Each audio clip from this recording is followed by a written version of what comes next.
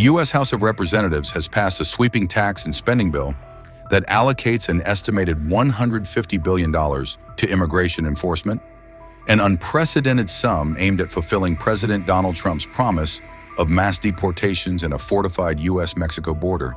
The bill funds 10,000 new immigration enforcement officers and earmarks $46.5 billion for a border wall.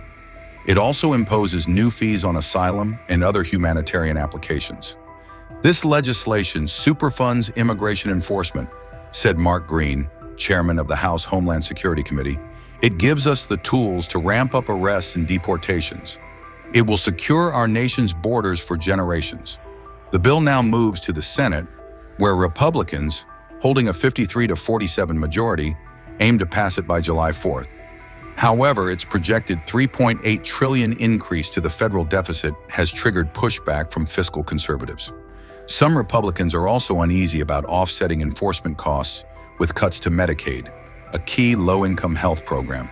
Despite these concerns, border crossings have already declined sharply since Trump took office in January. Senator Rand Paul, the top Republican on the Senate Homeland Security Committee, questioned the need for more wall funding. "You're controlling 95% of the border without a wall right now," Paul told Homeland Security Secretary Kristi Noem during a hearing. "That tells me it's not the wall, it's willpower." Trump's border czar, Tom Homan, told reporters this week that the administration has deported around 200,000 people in the past 4 months. That figure trails behind the 257,000 deportations under President Joe Biden during the same February-May period in 2024, according to Department of Homeland Security data.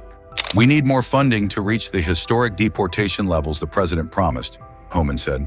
"I hope Congress comes together and funds what the American people demanded." The House bill also introduces steep new fees targeting undocumented immigrants, including asylum seekers. It proposes a $1,000 asylum application fee and a $550 fee for 6-month work permits. Over 5 years, asylum seekers could pay nearly $6,500, according to the American Immigration Council. Families trying to take custody of unaccompanied migrant children would face an $8,500 cost, $3,500 up front, and a $5,000 deposit to ensure court attendance.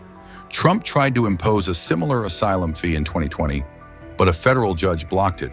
Ken Cuccinelli, a top Homeland official at the time, defended the new fees. "If asylum seekers aren't paying these fees, then other visa applicants are subsidizing them," Cuccinelli said. "We need these fees to deter economic migrants." The Congressional Budget Office says the bill will increase the federal deficit by $3.8 trillion over 10 years, mainly due to tax cuts. The White House disputes that figure. Spokesperson Abigail Jackson said the legislation will cement Trump's efforts to combat illegal immigration without worsening the deficit. To offset costs, the bill includes a 5% tax on remittances sent abroad by non-citizens. But the Center for Global Development warns this move may backfire. Remittances could drop, or senders might find ways around the tax, the nonpartisan think tank said.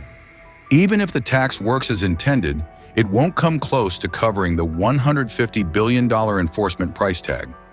The Senate parliamentarian must now review the bill to determine whether all provisions comply with budget rules.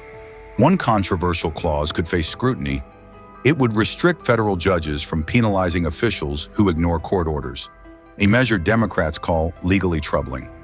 "This is a deep deviation from existing federal law," Representative Joe Neguse said at a recent hearing.